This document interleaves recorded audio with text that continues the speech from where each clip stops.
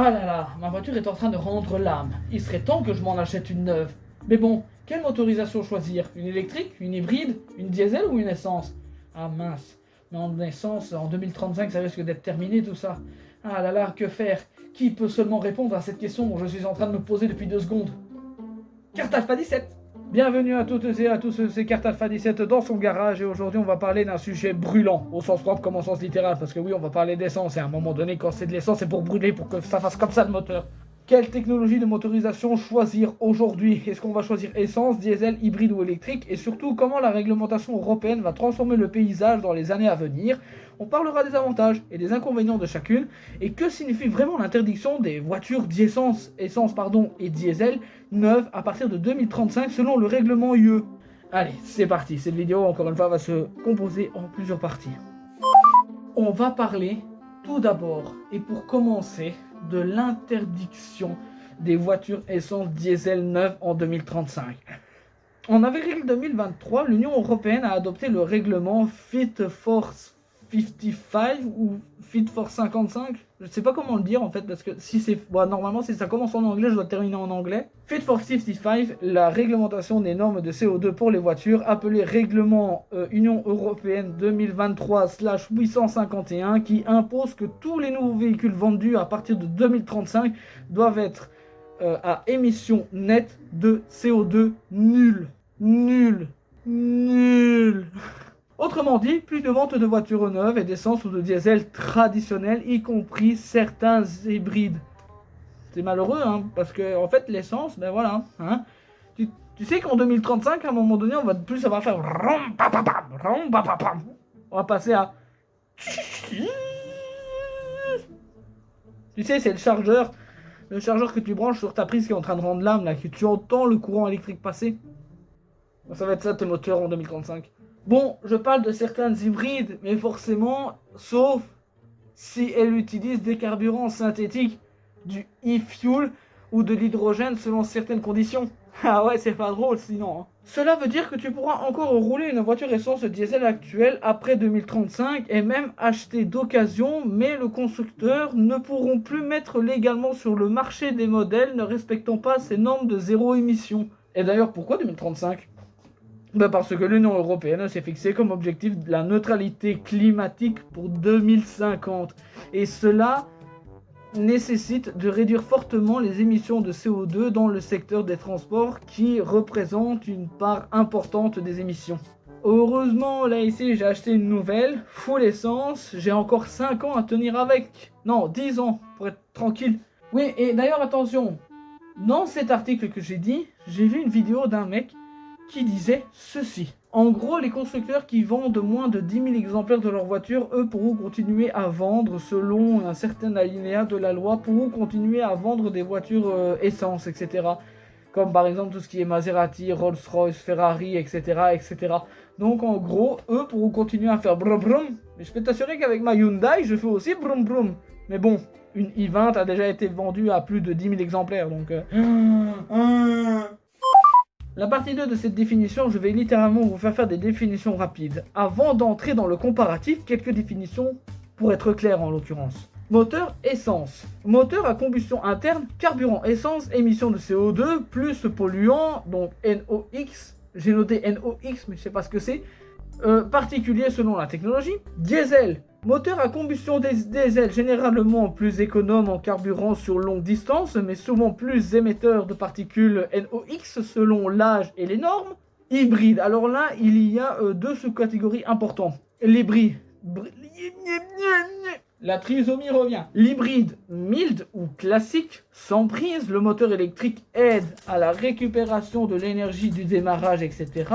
Mais essentiel au déploiement, reste assuré par le moteur thermique. Et on a l'hybride rechargeable plug-in, donc c'est le PHEV, voilà c'est ça, PHEV.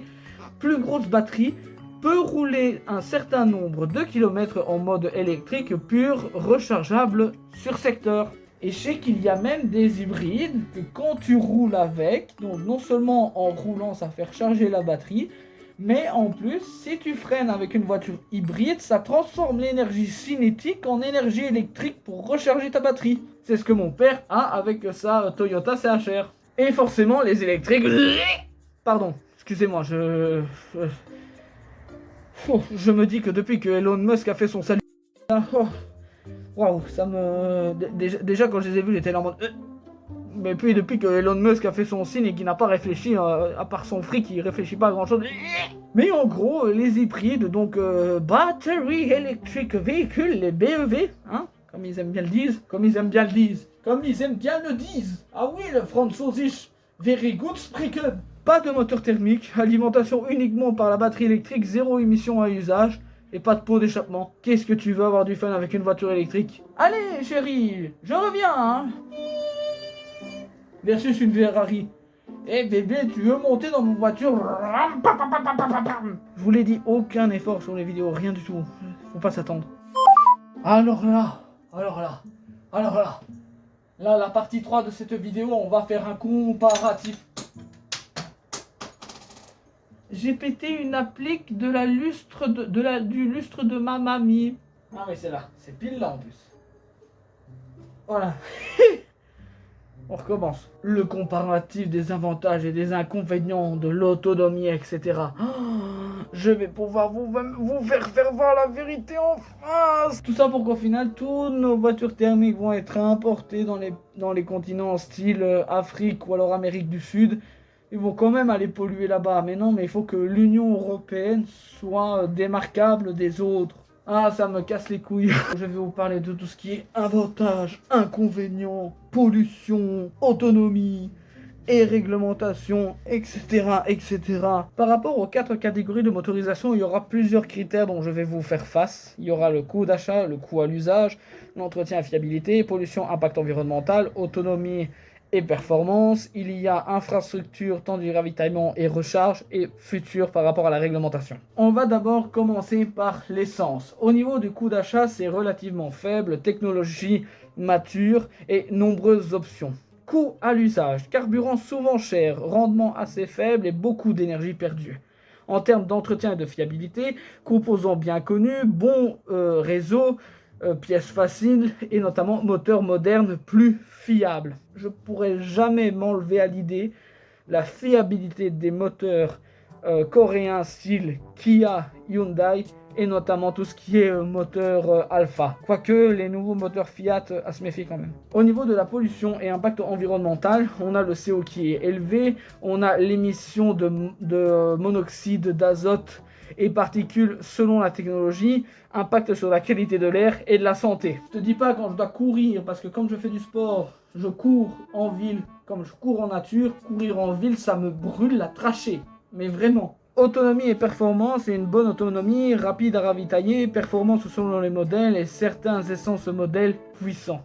Y a pas à dire. Moi, dans ma Alfa Romeo Mito avant, j'avais 800 ED de autonomie, le carburant full plein. Réservoir full plein plutôt. En termes d'infrastructure et de temps de ravitaillement, il y a des stations essence, diesel partout, plein rapide en quelques minutes. Moi j'ai fait un chrono de combien de temps est-ce que je mets pour que mon réservoir soit plein. J'en ai pour peut-être 1 minute 20 secondes. Et en termes du futur et de réglementation, en déclin selon les normes européennes, interdiction des ventes de voitures neuves en 2035 et risque de taxes, restrictions, zones à faible émission qui augmentent, comme par exemple Bruxelles, c'est un enfer parce que je dois traverser Bruxelles pour aller sur mon lieu de travail et je peux vous dire que les gars, waouh, des panneaux de partout qui disent zone à faible émission. Maintenant qu'on a parlé de l'essence, on va parler maintenant du diesel. En termes de coût d'achat, c'est plus élevé que l'essence, surtout que les normes anti-pollution modernes, filtres à particules, dispositifs de monoxyde d'azote, les modèles récents coûtent plus cher. Attention, très attention par rapport au diesel.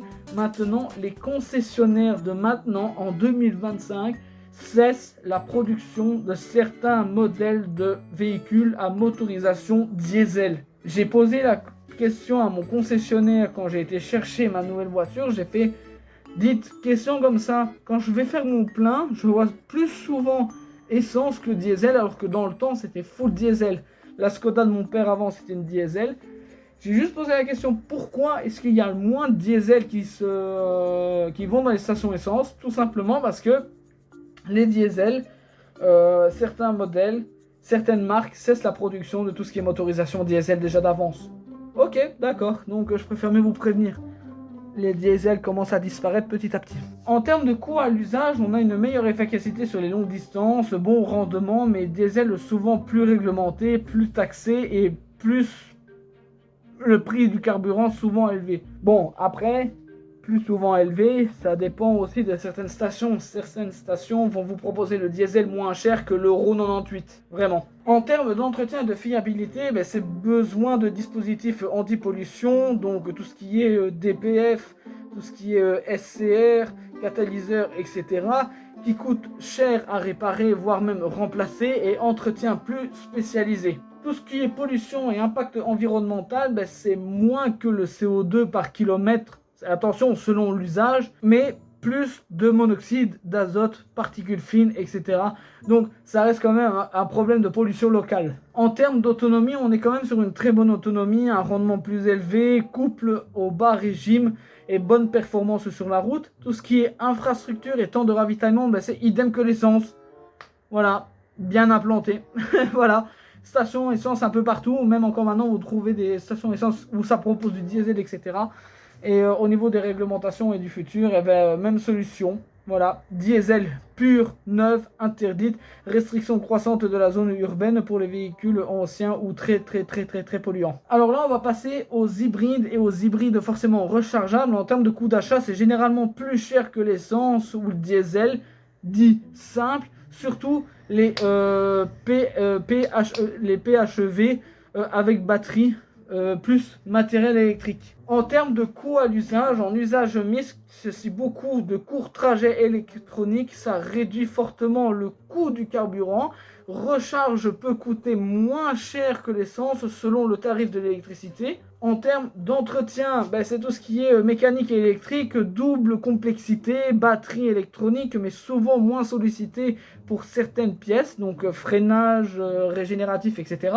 En termes de pollution et d'impact, c'est variable. Les hybrides légers réduisent un peu, les hybrides rechargeables peuvent réduire beaucoup d'émissions et utiliser en mode électrique souvent, si toujours rouler au thermique, l'avantage baisse. Voilà, mais c'est un petit peu logique, c'est un peu comme si, tu te dis, ok, c'est bien d'avoir le électrique et l'essence, mais si j'ai envie de faire vrombir l'essence, je coupe l'électrique. Et en soi, ça reste pareil qu'une essence en soi. Tout ce qui est bien évidemment au niveau des recharges, etc., c'est des recharges PHEV, donc besoin de bornes pour recharge, pour maximiser ses avantages. Bien que je préfère mieux prendre une hybride classique et pas une hybride rechargeable par rapport au fait de pouvoir convertir l'énergie cinétique du freinage en énergie électrique. C'est mieux, parce que les bornes, t'en trouves pas partout. Et au niveau des futurs et de la réglementation, certaines versions hybrides pourraient être tolérées selon la réglementation, mais des hybrides thermiques non zéro émission auront aussi une pression réglementaire forte. Et maintenant, on va parler des électriques. Je n'y ferai jamais de cette invention de merde. Au niveau du coût d'achat, forcément le coût initial il est élevé dû à la batterie, le matériel de propulsion électrique, la technologie, mais en diminution avec le temps. De ce qui a été noté, que j'ai mis dans le tableau, que je trouve ça complètement débile, perso. Moi, je suis littéralement contre les voitures électriques. Mais vraiment, contre. En termes de coût à l'usage, c'est très avantageux à l'usage si l'électricité est raisonnable. Coût au kilomètre plus faible, moins de particules mobiles, moins d'entretien carburant, pardon. En termes d'entretien, c'est généralement moins de pièces dites en mouvement, pas d'huile moteur, pas d'échappement, moins de maintenance du moteur. Par contre, la batterie électronique, le système de gestion thermique peuvent coûter cher en cas de problème. Tu m'étonnes. Ils disent que c'est soi-disant moins cher les voitures électriques, mais tu sais ce que ça coûte de produire des batteries en lithium? Alors là, en termes d'autonomie, je t'en parle même pas. Hein. Moi, ma Mito, elle faisait 800 km, le réservoir plein. Des Tesla, t'en trouves des fois à des 500 km d'autonomie. si tu roules tout éteint. La radio utilise la batterie, les phares utilisent la batterie, les clignotants utilisent la batterie, tout use la batterie. Je suis pas là à vous dire de ne pas acheter électrique, mais je vous mets juste conscience. En termes d'autonomie, mais c'est une autonomie limitée par rapport aux voitures thermiques pour les grands trajets. Perte d'autonomie avec le froid, le climat, bah oui, parce que forcément, tu mets la clim, ça coûte de l'énergie de ta batterie, hein. Donc de tes 500 km d'autonomie sur le papier, tu peux passer à 300 si tu décides de mettre le chauffage ou si tu décides de mettre les phares, hein. C'est une recharge nécessite du temps et des infrastructures qui ne sont pas encore partout. Ça commence à se mettre petit à petit. Ça te coûte plus cher d'acheter une voiture électrique que d'acheter une voiture essence, les gars, je vous le dis. Parce que si vous voulez avoir une borne chez vous, parce que sur mon lieu de travail, ils proposent des parkings avec bornes de recharge pour les voitures électriques ou alors hybrides rechargeables. Mais le problème, c'est que comme ils ne sont pas disponibles partout, donc dans les stations essence, tu ne trouveras pas à côté des bornes de recharge électriques, moi, pour vous la faire courte, j'ai un Datsun 24 non loin de chez moi. Mais pour qu'une voiture électrique aille se recharger, il doit aller sur le parking du McDo, qui est de l'autre côté, à plus de 10 km. J'ai un McDo à 10 km de chez moi, il y a des bornes de recharge. Et c'est la seule borne de recharge qu'il y a autour de chez moi. Je veux une électrique, je dois aller me recharger au McDo. Et du coup, forcément, si tu veux installer une borne électrique chez toi, ça te coûte cher l'installation. Et ça, forcément, ta facture d'électricité, pépette, hein. Vraiment pépette, hein. Ils n'ont pas été très très malins. Et donc du coup, pour parler de la recharge, mais c'est performante et très bonne sur certains modèles. Couple instantané, machin, mes couilles. Ça, c'est mentir. C'est mentir. 1 minute 20 pour remplir un réservoir d'essence, peut-être 9 heures pour charger ta voiture pour faire 300 km. D'ailleurs, justement, en parlant des bornes, on va parler justement des temps de recharge. Ça dépend fortement du réseau de bornes, de temps de recharge. Et le temps de recharge, forcément, il est long selon la puissance. Besoin de bornes domestiques ou publiques. Recharge rapide, de plus en plus disponible, mais souvent inégale selon les régions. Oui, je vais pas répéter ce que je viens de dire, c'est de la merde. Et forcément, en termes de réglementation et en termes de futur, forcément c'est favorisé par la loi. C'est la voie zéro émission, gros développement anticipé, soutien, incitation, subvention, infrastructure, mais beaucoup de défis à lever. Enfin, c'est nul. Donc, en gros, les avantages spécifiques de l'essence, c'est très bon dans les zones urbaines aussi, le moteur moderne, moins de monoxyde d'azote que le diesel selon les normes et coût d'entretien plus simple. En ce qui concerne le diesel, c'est excellent sur la longue distance, consommation au litre au 100 plus faible sur l'autoroute, meilleure durabilité sur certains usages lourds.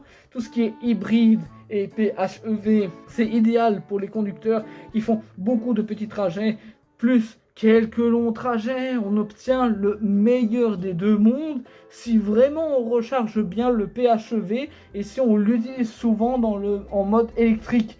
Et forcément, l'électrique, c'est silencieux, c'est confort, couple immédiat, pas de vibration, moins de frais d'entretien, pas de vidange, pas de système d'échappement, etc. Et moins d'émissions locales, machin. Maintenant, mais il y a des désavantages pour tous. Tout ce qui est inconvénient et défi à surmonter, c'est au niveau de l'essence et du diesel. On a le coût du carburant qui fluctue souvent en hausse. Pollution locale, donc la qualité de l'air, particules, les monoxydes d'azote.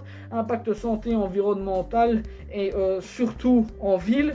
En normes de plus en plus strictes, plus de taxes, plus de zones à faible émission, ce qui peut rendre les voitures plus anciennes chères ou interdites dans certains parcs urbains. Et avec la réglementation de 2035, le marché des voitures neuves traditionnelles va disparaître. Donc, revente, revalorisation pourrait devenir difficile. Tout ce qui est hybride et PHEV, donc c'est si l'usage électrique et peut utiliser, l'avantage diminue fortement, donc on roule souvent en thermique après, batterie plus grande, donc égal coût plus élevé, plus de poids, entretien de la partie électrique, risque de remplacer la batterie, complexité technique, entretien double système électronique. Maintenant, les désavantages de l'électrique, donc c'est l'autonomie, encore un frein pour certains, longue distance, usage rural, etc. Temps de recharge, même si ça s'améliore comme ils l'écrivent ici, ce n'est pas aussi rapide que de faire le plein. Tu m'étonnes, entre 9h et 1 minute 52. c'est bon. Infrastructure variable selon les pays, régions, donc bornes, puissance et disponibilité. Le coût d'achat souvent élevé, bien que les coûts totaux sur la durée, coût d'usage plus entretien, tendent à être plus favorables. On est en train de se faire piéger comme des rats. Ah oui, et impact environnementaux sera la fabrication. Ben oui, c'est extraction minière, production des batteries, plus recyclage, fin de vie des batteries, sensibilité aux conditions climatiques, froid, chaleur, usage intensif peuvent réduire la performance de la batterie, etc. Ben voilà. En gros, donc les scénarios futurs et quelques conseils que je vous donne. Donc, avec la réglementation européenne, les conducteurs investissent massivement dans l'électrique, voire dans les hybrides classiques. On va avoir une baisse des prix des véhicules électriques, amélioration de la technologie, batterie plus performante, meilleure densité énergétique, plus de bornes, etc. Les hybrides, justement, peuvent jouer un rôle de transition, mais ne sont probablement que temporaires comme solution sur le long terme. Et le choix dépend beaucoup de son usage, donc tout ce qui est trajet quotidien, distance parcourue, accès à la recharge, budget, etc., etc. Ah là là, cette vidéo a été longue, mais là ici on va pouvoir parler de la conclusion. Il n'y a pas de meilleure motorisation universelle, tout dépend de votre profil et des trajets que vous parcourez, ainsi que votre budget, et de l'endroit où forcément vous vivez. Mais ce qui est certain, c'est que le futur se dirige vers le zéro émission. En tout cas, au niveau de l'Union européenne. Ah là là. D'ici 2035, les voitures essence et diesel neuves simples ne seront plus vendues. Cela va changer la donne. Si tu envisages d'acheter une voiture neuve, il est peut-être judicieux que tu te tournes vers une électrique ou une hybride. Ou alors une essence jusqu'en 2035, tout simplement. Ah là là, cette vidéo là a été longue, hein. Elle a vraiment été longue. Mais au moins vous avez tout par rapport à l'essence, le diesel, l'hybride et l'électrique. J'espère que ça vous a plu, merci de vous abonner, etc. Pour d'autres contenus comme ça, j'essaierai d'en faire un petit peu de temps en temps. Et sur ce, c'était Carte Alpha 17, over.